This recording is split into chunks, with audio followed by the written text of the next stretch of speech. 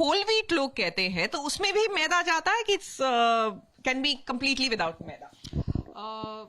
लोग whole wheat की भी बनाते हैं, लेकिन वो बेसिकली केक नहीं होती है।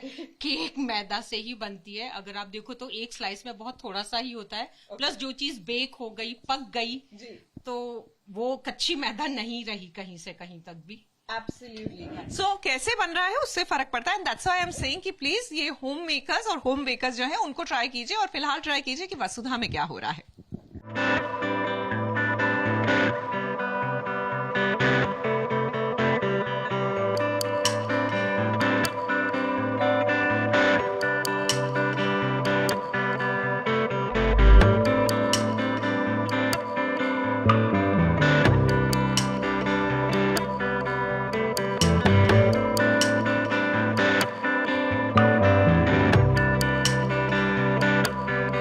इश्क करना अगर खता है तो वसुधा उसकी सजा भुगतने के लिए तैयार है।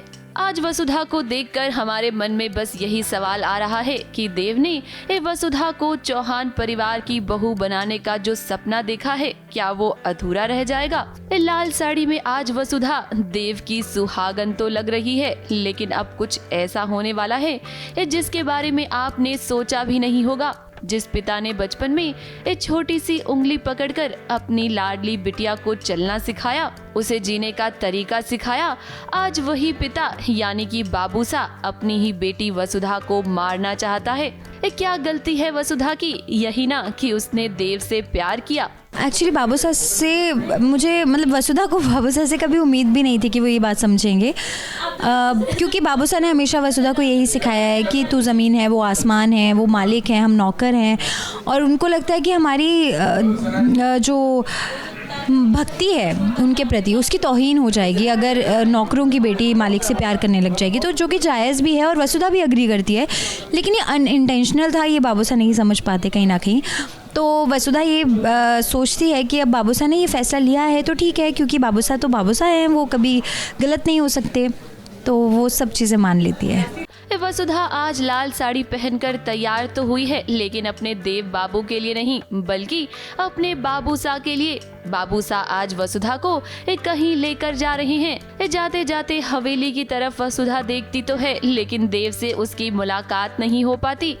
बाबूसा को ऐसा लग रहा है कि वसुधा ने ना अपनी लक्ष्मण रेखा पार कर दी है। वो नहीं चाहते हैं कि देव और वसुधा का रिश्ता ना चंद्रिका देवी के सामने आए, क्योंकि उन्हें लगता है कि अगर ऐसा हुआ तो चंद्रिका देवी को ऐसा लगेगा कि उन्होंने उनके साथ गद्दारी की है। एक्चुअली बाबूसा ही मुझे ये साड़ी गिफ्ट करते हैं सीन में। देखिए बहुत सुंदर साड़ी है, और बाबूसा मुझे फुल सुहागन के रूप में ही विदा करना चाहते हैं, अकॉर्डिंग टू हिम, कि वो मुझे विदा कर रहे हैं और एक सुहागन के रूप में ही विदा कर रहे हैं। तो इसलिए मैं ये श्रृंगार करके और अपने बाल बना के आ जाती हूँ, और दैट्स इट।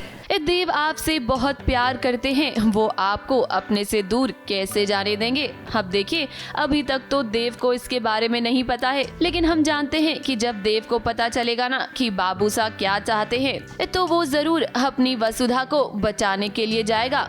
मुंबई से स्नेहिल यादव के साथ एबीपी न्यूज रिपोर्ट।